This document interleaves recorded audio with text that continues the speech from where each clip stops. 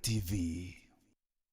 Mutayeri wa Wero TV bwana tubakwithirwa watanite na baturo bwana arua na turi na mubunge withiritwo akimenyekana no ntuba mantu yeli bambere bururu no ntuba kithomo burethiritwo ayukiria kithomo kiri constituency yewe na bunge na buno ntuba kwithirwa ati siasa cia Mount Kenya bora cithiritwo kiwata mwanki ni mheshimiwa Ndindi Nyoro mubunge wa bunge ya KIHARU na nowe chairman kana mukaririete wa kamiti ya budget nene ya bunge nene utukubana retu kiaranire nwe tukienda kumenya mubango na jojo wa kithomo ne jori kuna mubango yo akiwe kisiasa ne jori kuno nto wakaita karaya nethiritwe akimenyekana kana akiarirwo bonene untuburane ndibu kuonekana ni akabu kwendo change ya ruono rwa siasa cia kirimara ko watweni kiri mubango yo woni bitwa Martin Chungio ndola na arukia tukubona arua turi na mheshimiwa Ndindi Nyoro. Karibu sana mheshimiwa Kezia Meru. Asante sana Martin. Yes. Muuga Martin. Muuga sana mheshimiwa. Na nimefurahi sana. Naam. Vile umetutembelea hapa. Karibu. Na najua tunaongea lugha moja. Sure. Kwa hivyo naogwire karibu sana. Thank you. Ni wa ofisi ino ito. Asante sana. Thank you very much mheshimiwa. Na kwanza kabisa kabla tuingie kwa siasa, uko Meru ukipita kwa watu kadhaa, watu 10, watu wawili watakuwa wanaongelelea masomo na vile KIHARU imebadilika. Kwanza kabisa huu mpango ambao uko nao wa masomo bora ni nini aswa ndio Meru aweze kuelewa?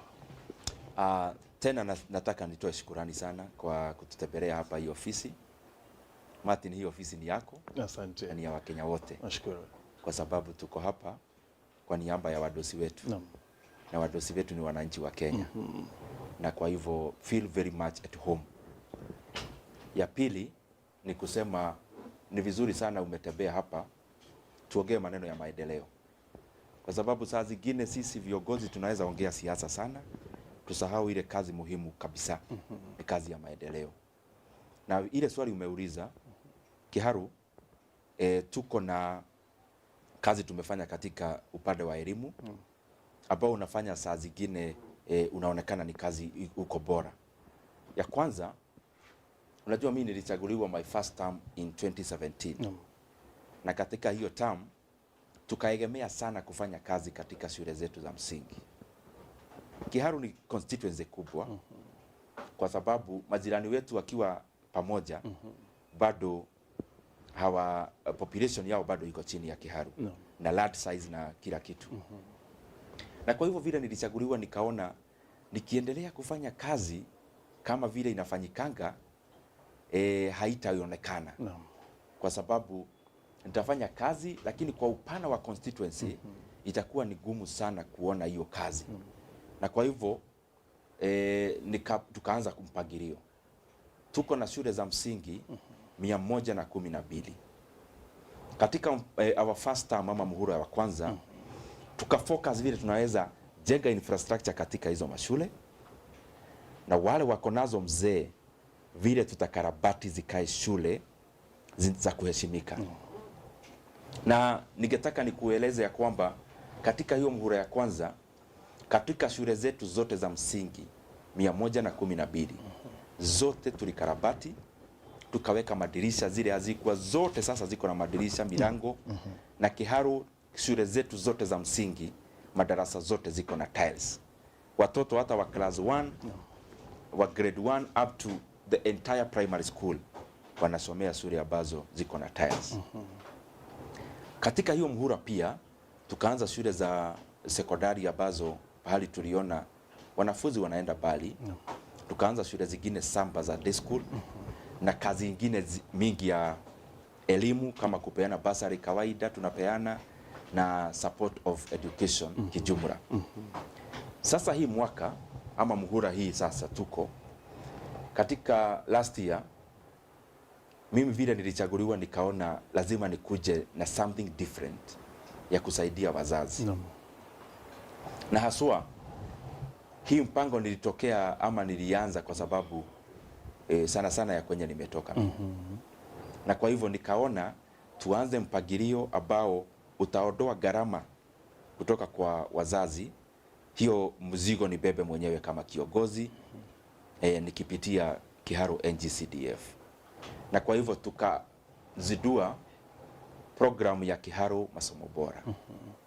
Hii inaangazia shule za day secondary schools. Na katika hizo shule za day secondary schools, KIHARU ziko 62. Tuko na wanafunzi 15,000, 15,000 this year. Katika last year tulikuwa tuna mpangilio kama huo. Katika hiyo wakati tulikuwa na 13,000 learners. Hiyo mpango ni nini? KIHARU Masomo Bora ni mpango ambayo inaleta school fees ya wanafunzi chini. Unajua day school wengi wanalipa 4,000, wengine 5,000, kwingine 6,000 per term. Tumepeleka hiyo chini, mzazi analipa only 1,000 per term. Shilingi 1,000 peke yake katika muhula. Na hiyo ingine yote tuko na mpangilio tumefanya na CDF na tunaweza kufanya hiyo mpango. Pia kuna NGO moja wanaitwa Food for Education. Wanatusupport na sukari na ujifla ya shilingi milioni 15 kila mwaka. Lakini sasa hii mpango ina manufaa gani? Mwanafunzi akishalipa hiyo 1,000, mwanafunzi anakunywa uji shule katika break ya saa 4, anakula lunch shule. Unajua Martin, kwetu githeri ndio staple food. Of course, hata kwetu. Ndio hiyo sasa. Na kwa hivyo vile tumefanya ni kukarabati hiyo menu. Mwanafunzi anakula githeri 3 days na anakula mchere 3 days.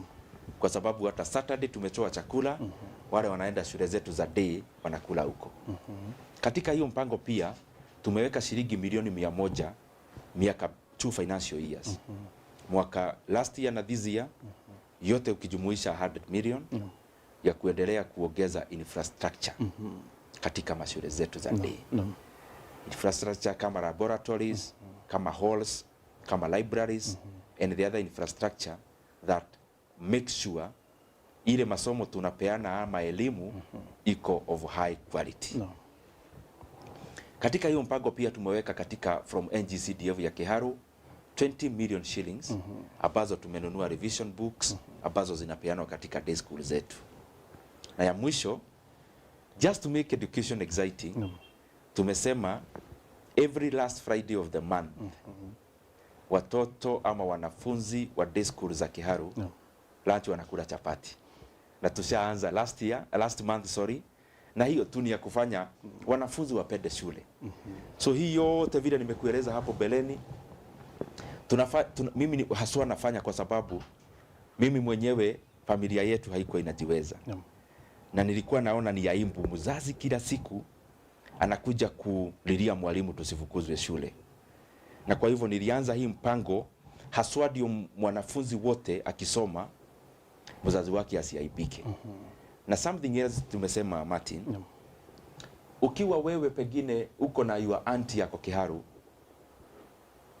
uko na your uncle anako KIHARU, na kwenu iko shida ya kulipa karo, ukikuja usomee day school ya KIHARU, hatukuulize mzazi wako anapiga kura wapi.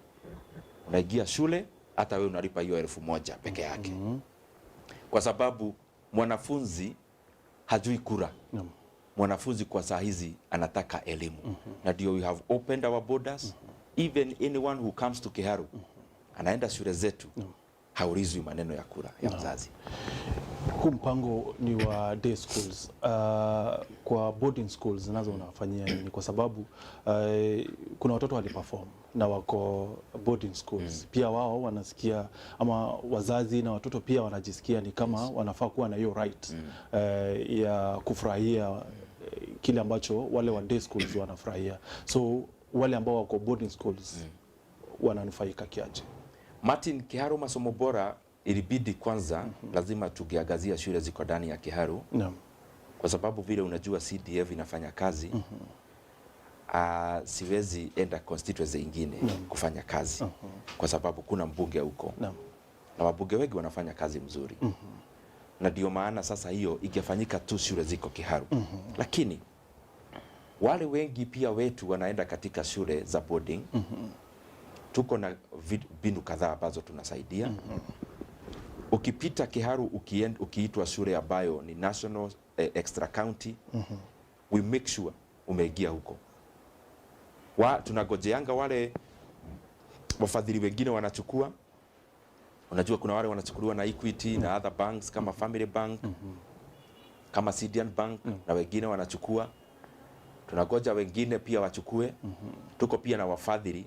Niko na mfadhili mmoja ananipeanga nafasi kama 100 ya wale wamehitimu. Alafu KIHARU NGCDF inakuja sasa last batch. We make sure wale wote wameitwa shule national extra county they join there. Alafu wale ambao wako ndani already wanaendelea. KIHARU Masomo Bora inatumia only the bursary ile tulikuwa tunapeana katika day schools. Bursary ya secondary school ya boarding bado iko tunapeana kama kawaida. Bursary ya universities na colleges tunapeana kama kawaida. Kuna ile tunaita short courses. Unajua kuna our brothers na sisters hawakupata nafasi ya kuendelea na masomo. Pia hao hatuwasahau. Tunaenda tunawatengenezea short courses. Hata kama ni driving, tunampea smart car driving license so that pia yeye apate course ya kujiangalia kimaisha. Tunaanza hospitality, hairdressing and beauty, na sana tunaangazia even the young mothers ambao mtu pengine alienda akaanzia familia mapema, hata hao tunawaangalia kwa sababu ni dada zetu, na pia our brothers so that wapate course ama skill either ya kuweka biashara ama ya kupata kazi. Sasa mheshimiwa, shule za KIHARU tumeona zingine ziko na tiles, naona mnaweka cabrals, zinakaa vizuri. Mtu atajiuliza hii yote imechangia aje katika kuimprove grades kwa mashule, kwa sababu sisi sijui kama ni tabia yetu sisi wa Kenya tunaangalia saa nyingine hatuangalii labda zile skills mtu ametoka nazo shule. So imesaidia aje kuimprove grades katika mashule huko KIHARU? Hiyo ni swali mzuri sana Martin. Vile nimekueleza maneno ya test tumefanya na pia kabla tumeanza pilot project of 10 schools. Na as I answer that, unajua saa zingine mtu anaweza jiuliza hii maneno ilitoka wapi? Mimi kuna wakati nilitembea Uingereza kule London. Na nikatembea Cape Town. Nikitembea nikaona shule za umma huko. Na nikaona shule inakaa maridadi, inakaa kama university. Na nikapiga picha. Wakati nilikuja nikasema nataka tuanze kufanya kazi kama ile inafanywa developing countries. Na ndio tukaanza hiyo miundo msingi. Na actually Cabro works already tumefanya 10 schools pilot na tuko na nia ya roll out to all the others. Hii mambo inasaidia sana. Ukiangalia tuli launch KIHARU Masomo Bora last year. Mimi nilifurahi sana kuona katika ile KCSE ya last year karibu shule zote zetu 62 karibu zote waliongeza grades. Na kwa hivyo tunaona tukiendelea kuweka binu za miundo msingi pia tunaona ina reflect vizuri sana katika grades. Katika zile hafla tulianza kuweka tiling. Unaona hata shule zetu za msingi watu wana improve kwa njia zote. Kwa njia ya grades inaongezeka, kwa njia ya hygiene, kwa njia ya usafi. Na hiyo yote inapelekana kwa sababu a human being is a wholesome being, lakini haswa nafurahia kuona grades zinaenda zikisonga juu. How about enrollment? Enrollment, unajua KIHARU iko over 100%. Unajua enrollment inamesha wale watu walikuwa class 8 na wale wale walikuwa class 8 na wale wameingia katika form 1. Hiyo inamesha ile transition. Lakini enrollment inamesha wale wako. Tukianza mfumo wa KIHARU Masomo Bora tulikuwa na wanafunzi kama 12,000. Sasa wako over 15,000. Ile shida tumekuwa nayo hii Januari ni kusupport shule zile kidogo, shule ambazo hazina population kununua desks kwa sababu wamepata watu wengi sana. Na najua ukipata nafasi utaenda KIHARU ujiangalilie vizuri kwa sababu tumeona great improvement katika watu wanaenda shule kwa sababu hata wengi wanatoka bali wanakuja katika shule zetu. Sasa mheshimiwa, kuna mtu labda atajiuliza siri ya mheshimiwa ni nini, kwa sababu constituencies zote I believe zinapata pesa the same ya CDF. So siri yako ni nini ambapo umeweza kuimprove hizi mashule zote? Wanafunzi wamekuwa wengi kwa mashule, wanakula chapati, which makes me by the way nitake kurudi shule. But mtu atajiuliza siri ni nini, unafanya aje mpaka kuachieve hii mambo yote? Ama ni kwa vile wewe ni chairman wa budget labda unachukua hapa na pale unajiwekea KIHARU? Unajua Martin, last year, last term, mimi nilikuwa karibu member wa opposition. Tulikuwa serikali lakini upinzani. Na kazi mingi nimetaja tulifanya first term. Ambayo vile unajua hatukuwa katika kamati yoyote. Tunasaidiwa kufanya hii kazi kwa kitu moja. Tunaifanya kiaje? Hiyo ndio swali. KIHARU katika miradi ya CDF hatupeani kadarasi ama tenders. Kazi inafanywa na wananchi. Inaitwa labor based. Hiyo inafanyikaje? Labor based inafanyika hivi Martin. Nimepea shule nitaje kama Kahati ya primary school pesa. Nikipea hii shule pesa, tuseme uko pale Kiajai primary iko hapo, ama Maua, ama pale Mutuati, uko ndo kwetu, ama Rare. Umeenda hapo umepeana fedha katika shule iko hapo. Ukipea mtu wa kadarasi, kitu ya kwanza anaangalia ni faida. Of course. Ukipeana milioni moja, yeye kwanza anaangalia nitapata faida kiasi gani. Hakuna mwanabiashara wengi utapata mwenye hataki faida inapita 30%. So kwetu hakuna hiyo. So how did we do it? Tukiwa tu muhula ya kwanza. Nilichukua foodi ambao ni 150. Nikaita wataalamu wakawa train professional tiling, kuweka tiles, fixing of tiles. Tukaita wengine 150 na hawa ni mpaka akina dada wetu. Wakafunzwa maneno ya professional painting. Kwa nini? Hizo ndizo skill tuliona tulikuwa hatuna ya kutosha. Hiyo ni jambo moja. Secondly, tu can deal na manufacturers directly. Kama ni tiles zinatoka kwa manufacturer na wanaleta only the highest grade, kwa sababu tunaangalia quality. Kama ni rangi, tunatumia ile rangi inajulikana na Wakenya, ya kwamba hata wewe ukitaka kujenga nyumba yako ndio unaendea. So tuna cover quality na quantity kwa hiyo. Kwa sababu we do aggregation, tuna order pamoja. So quantity ikiwa mingi, bei inashuka. So that is how we do it. We do labor based, na pia tumeweza kunegotiate bei za chini so that kazi ifanyike ikiwa mingi.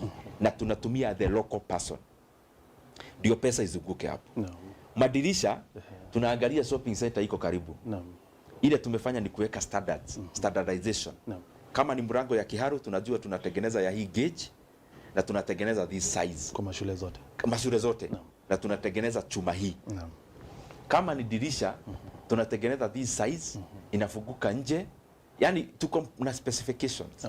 So that then 42 anaambiangwa hii tunalipanga hivi. So we have the same formula of kutengeneza but also bei tumeweka standard. So hiyo inatusaidia kwa hiyo njia. Then ya mwisho, unajua everything has a multiplier effect. Ukifanya binu kama hiyo ambayo pesa inaachwa katika community, huyu bado ndio mzazi ako na mwanafunzi.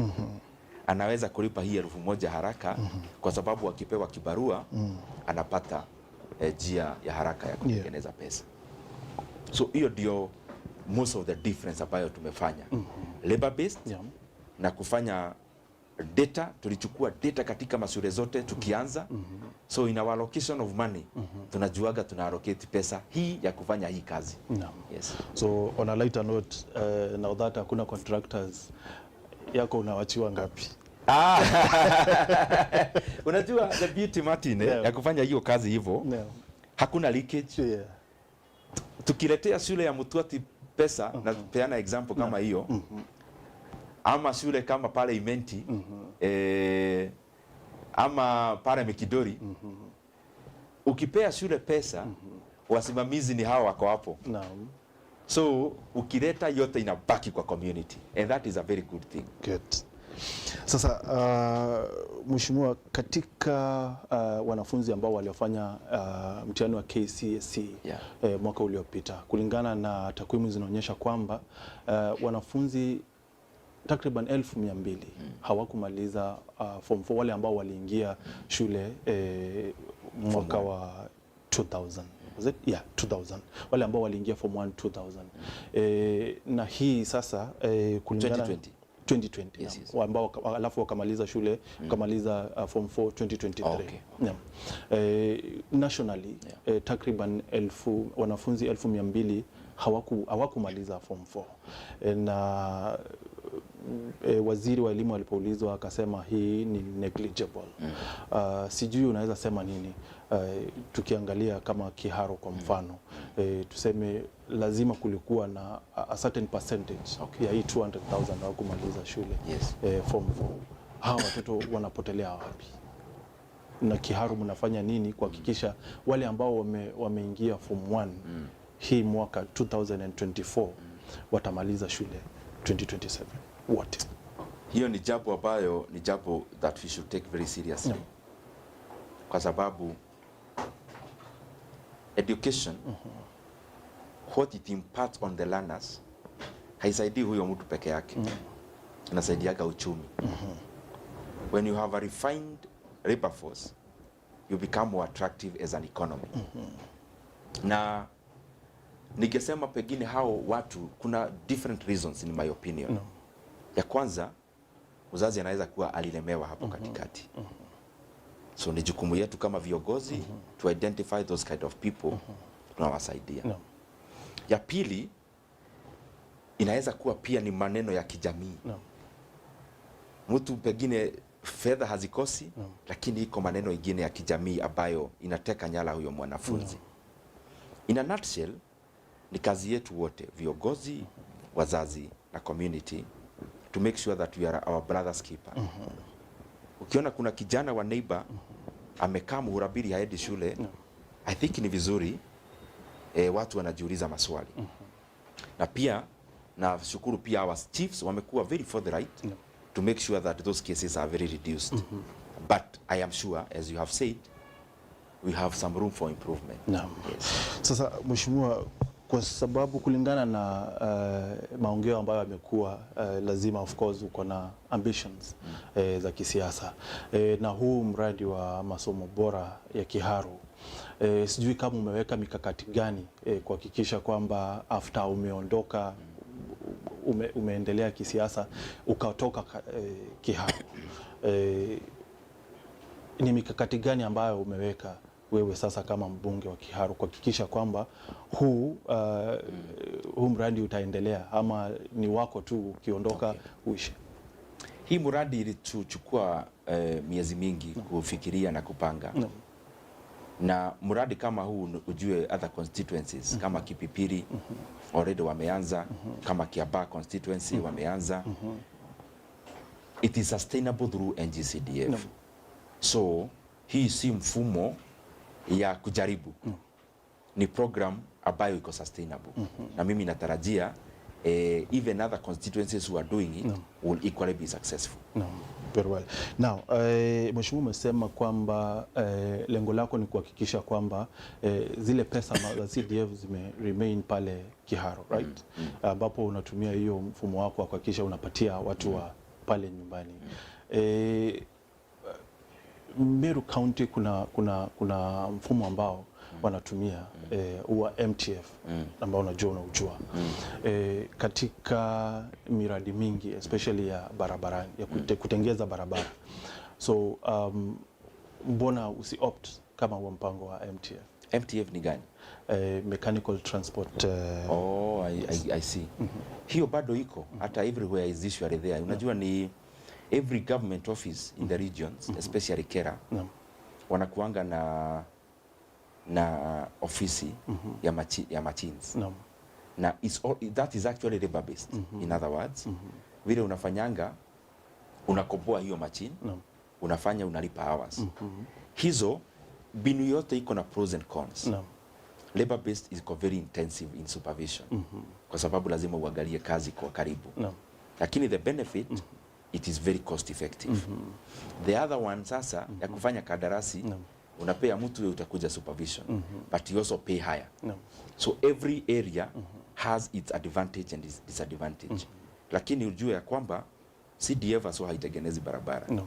CDF ni only two things. Security na education. Okay.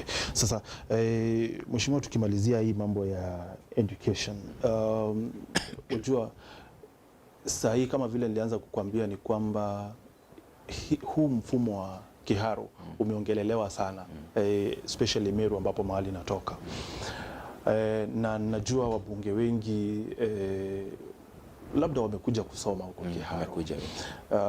So kwa wewe ukiwaambia wakikuja kwa ofisi yako, how do you advise them, like unawaambia wafanye nini ndio waachieve ambacho umeachieve KIHARU? Ya kwanza ni kusema niko na marafiki na wafanyikazi ambao tunafanya kazi pamoja nao bunge ambao kabisa ni watumishi wa umma. Martin, wale MP wako hii 13th parliament, I can authoritatively tell you tuko na viongozi ambao wanajali watu sana. Na ndio maana sisi wote tunasoma from each other. Sisi wote tunatembeleana, tunasoma. Wakikuja KIHARU, vile tu nimekueleza, mimi na take through labor based. Kwa sababu nimeona hiyo ndio inawezanga sana kusave pesa ya watu na ya umma. Ya pili, nasisitiza maneno ya quality. Kazi yote unafanya, fanya kwa roho moja. Kwa sababu ukifanya kazi mzuri, hata wewe unaifurahia, na haswa tunajua kazi yote ya uongozi tunapewa na Mwenyezi Mungu. So wakati unasikiria pahali, you do your best.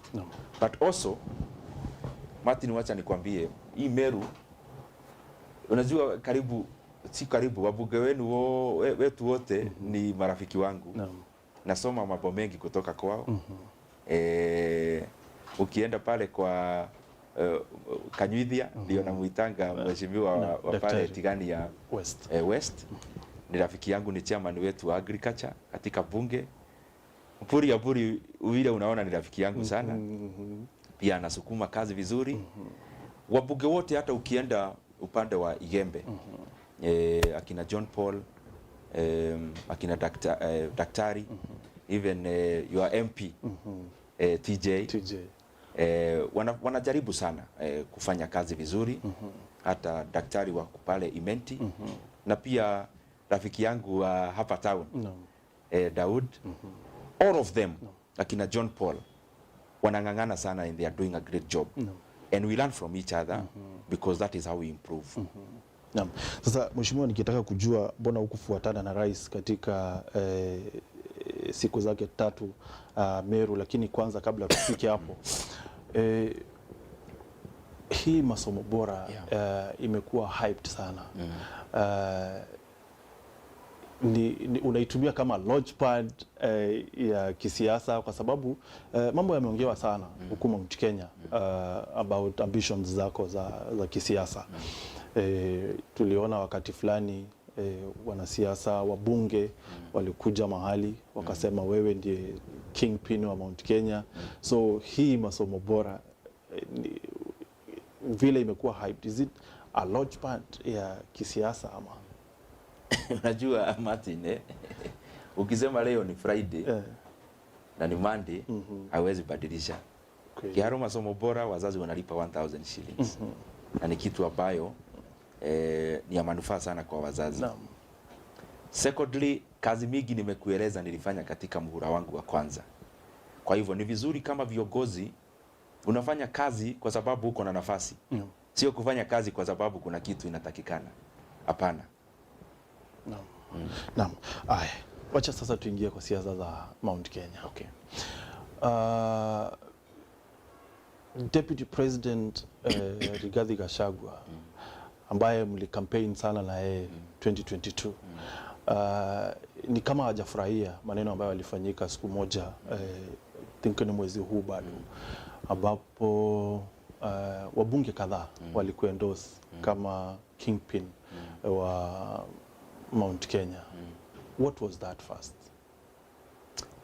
First of all, I think you are wrong.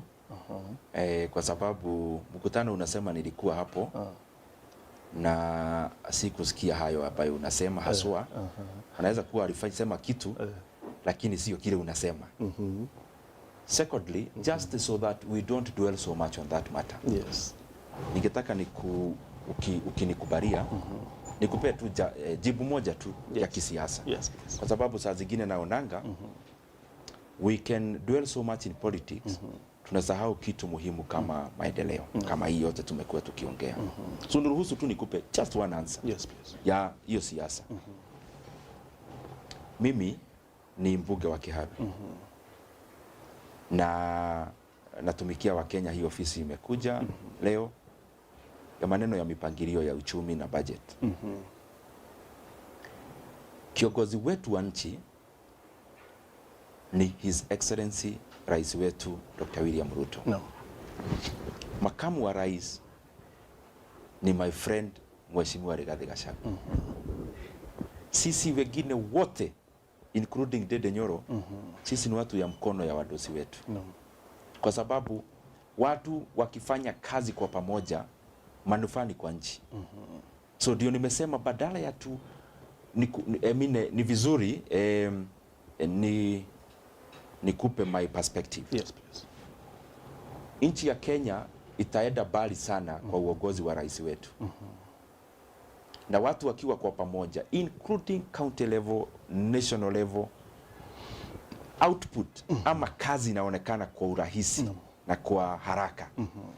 So for avoidance of doubt, again, wacha nikueleze tena, sisi kama Kenya Kwanza serikali tuko united, tuko kitu moja na kila mtu anajua bila kukubushwa. Rais wetu ndio kiongozi wetu, ndio captain wetu. Makamu wake ni Mheshimiwa Rigathi Gachagua. Na hayo yote wanafanya kwa niaba ya Wakenya. Na sisi wengine wote, ministers, MPs, kazi yetu ni kuwa watu wa mkono wa viongozi wetu. Na hiyo ndio kazi tutaendelea kufanya kwa sababu tumepewa hii nafasi. Mtu hajapewa nafasi ya kukaa ofisi. Umepewa nafasi ya kutumikia wananchi.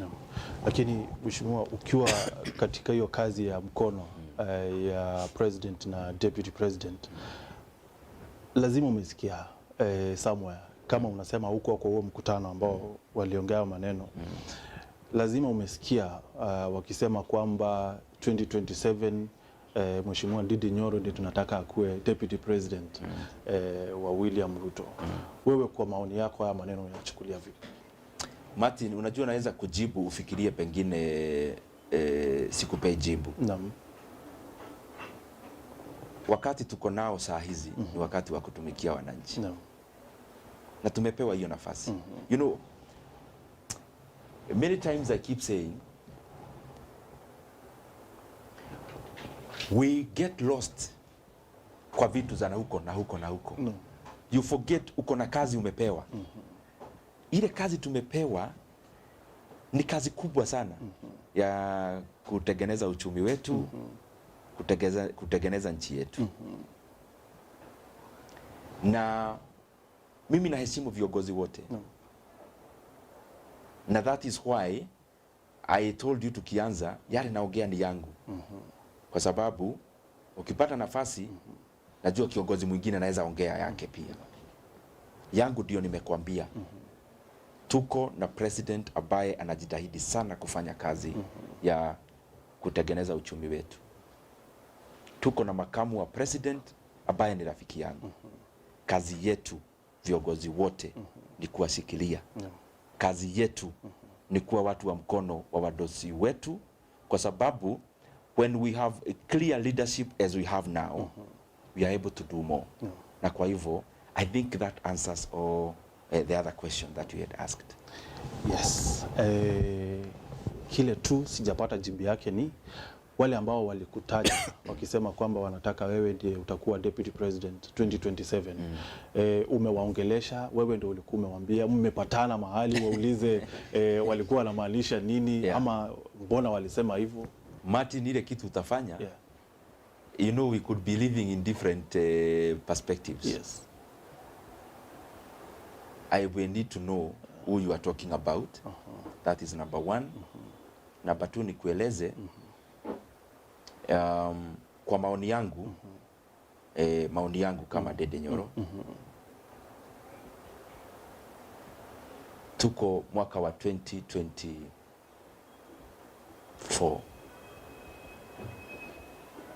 Kazi tuko nayo juu ya meza ni kazi mingi. Viongozi tuko nao ni wa viongozi wanajitahidi sana. Kwa maoni yangu, ile wakati tuko nao na kazi tuko nayo, we must give our president, we must give our deputy president unconditional, united and total support. Kwa sababu vision ya nchi ndio wamebeba. Na kama wamebeba vision ya nchi, kazi yetu ni kwenye mtu anasikilia, anafanya hiyo kazi na kujitahidi. So, mbona ukuja na rais?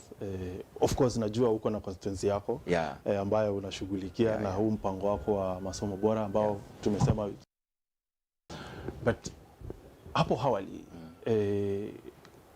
kabla ya hii story ya Mount Kenya ianze, nimekuona kwa safari mingi sana na president. Actually sikumbuki siku ambayo president alikuja Meru na haukuwa pamoja na yeye. Lakini hii ya mwisho ambayo alikuja last week, Thursday, Friday, Saturday, Mheshimiwa Ndindi Nyoro hakukuwa.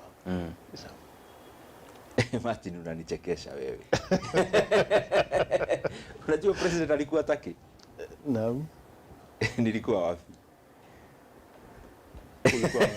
Nilikuwa area. Naam. Sasa tuko na wewe hapa. Naam.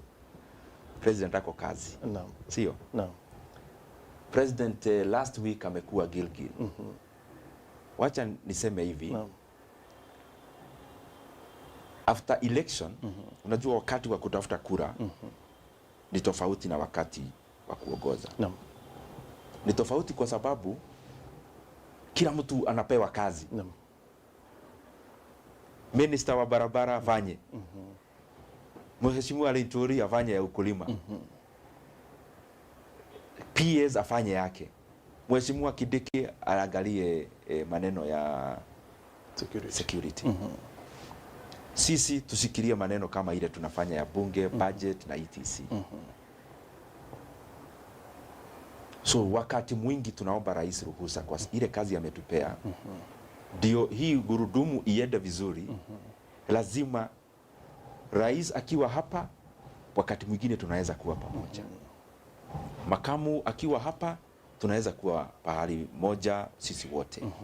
Lakini pia wakati mwingi unapata deputy president anafanya hii upande, rais anafanya hii upande, Ndindi Nyoro anafanya hii upande, Mheshimiwa Kidiki anafanya hii upande, Mheshimiwa Linturi anafanya the other side, kwa sababu kazi ni mingi katika kila ofisi. Lakini as I told you before, we are all united behind our president and the deputy president. So wakati mwingi I think we read too much out of something that is literally not there. Na kwa sababu umetaja Professor Kindiki, uhusiano wako na yeye uko vipi? Kwa sababu haya mambo yako yalipoanza kuongewa, mheshimiwa, sorry na duel sana kwa hii, lakini maneno ilipoanza kuongewa,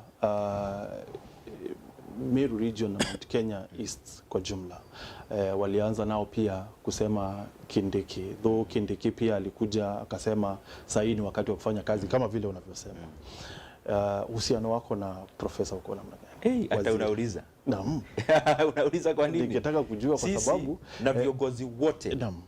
Wacha nikwambie Martin, kitu moja mimi nafurahia. Ni umoja ambayo tuko nayo katika serikali yetu. You know, rais wetu ni mtu very hands on. Na ndio kazi inafanyika. Na sisi wote, that is why nimekutajia wabunge wa Meru wote, wabunge wa Tharaka Nithi. Unajua kama pato wa Chuka Igamba Ng'ombe tulisoma pamoja. Mheshimiwa Murugara ni kiongozi wetu pale bunge kama chairman. Mheshimiwa wa Mara Kareke Bioki, unajua ni kama ndugu yangu mkubwa, na senators, women reps wa Tharaka Nithi na Meru County, wote Kenya mzima, ministers, tunafanya kazi kwa pamoja sana, na mimi nafurahia hiyo umoja sana. Sasa katika safari ya president Meru hiyo ya siku tatu, ziara ya siku tatu, alizidua miradi mingi sana, ujenzi wa barabara, boreholes, masoko. Meru sasa angetaka kujua, kwa sababu wewe ni chairman wa budget, hii pesa iko itawekwa ama ni vipi? Kwa sababu mtu asikuje tu kusema president wetu ni wa kutenga tu na ku-launch project ambazo hazianzi. Hizi pesa ziko kwa budget. Martin, wacha nikwambie, miradi mingi rais ali-launch mradi imeisha. Naam. Kienda uangalie barabara, kuna barabara already alikuja kukabidhi watu kama already imeisha. Najua kuna mingi pia ali-launch ndio ujenzi ianze. Naam. Na sisi, we are a very responsible government led by the president. Yes. Na miradi yote rais amekuwa, miradi yote either imekamilika na ama inaendelea. Kwa hivyo, just because umeuliza, assurance ni kwamba, bila nilikwambia hapo beleni, sisi ni watu wa mkono wa president. Na akitaja kitu, ni kazi yetu to make sure that it is being done. But fortunately, president haidagi kwa mradi kama hajakuwa na information ya kutosha. Na kwa hivyo the entire country, tukiongozwa pia na Meru County ambayo watu wengi wa Meru TV wasikilizaji wanatoka Meru County, kuna miradi mingi president ame-launch. Hata ile ingine haku-launch na inaendelea, yote tunapea pesa.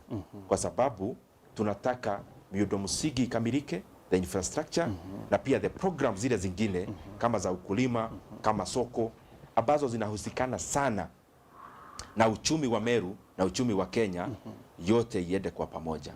Kwa hivyo kazi rais anafanya yote, tunamuunga mkono, na hiyo yote najua iko kwa manufaa sana kwa wakaaji wa Meru na Kenya mzima. Naam.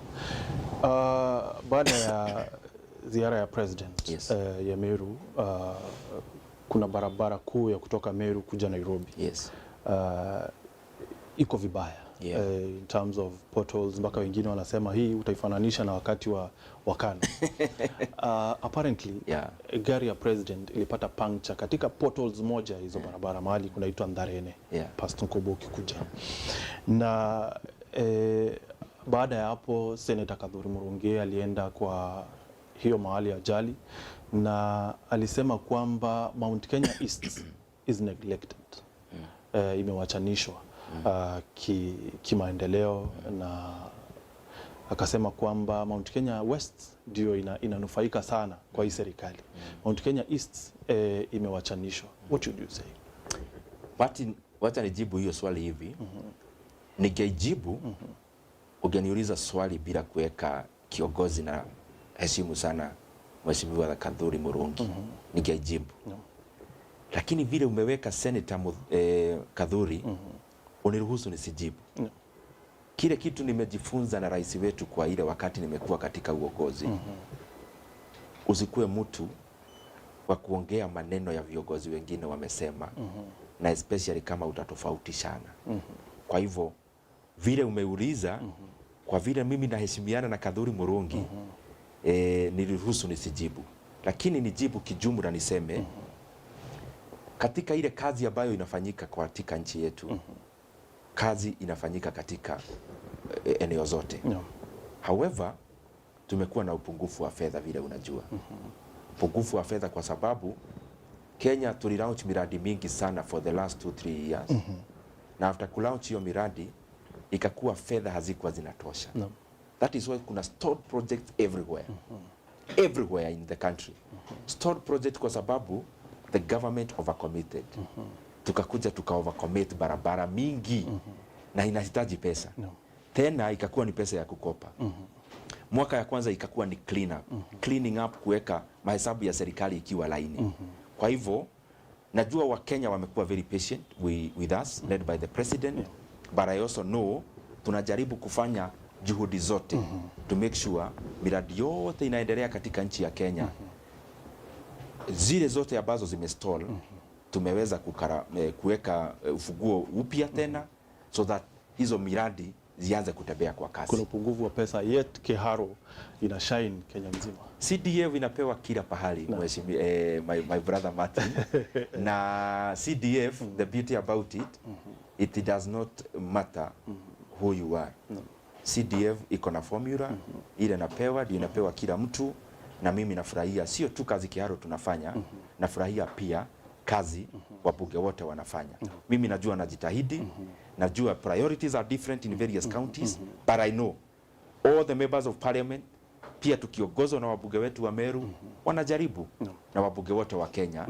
Na nasema haya kwa sababu we interact. There is different things they are doing which are very good to the community, na kwa hivyo ni vizuri tuwa support wote. Naam, sasa mheshimiwa tukimalizia, niulize kama sasa a layman, nauliza mbona tusi budget kwa pesa ambayo tuko nayo? Mbona tuna budget kwa pesa ambayo hatuna? Yes, hiyo ni kwa sababu wewe ni chairman wa budget. Hiyo ni swali mzuri sana Martin. Na ndio tunajaribu kurekebisha. Hapo beleni tulijiweka kwa shimo ya kuanza vitu mingi hapo from 2020 hapo abazo ni kama kwako nyumbani Martin. Unasema najenga nyumba, nanunua gari, unaenda unalipa deposit ya gari shilingi 1500, unasema nitarudi kuchukua, unaenda unanunua nusu lori ya mawe, unaanza kujenga nyumba ya gorofa, alafu unaenda pahali unaambia fundi wa suti anza kunitengenezea suti, shika hizi 2000 kama deposit. Unaenda pia unasema nataka kujenga borehole hapa kwangu nyumbani, unaita mtu wa kuchimba, unampea 10,000 kama deposit. Tulifanya hivyo kama nchi. Tukacommit vitu mingi.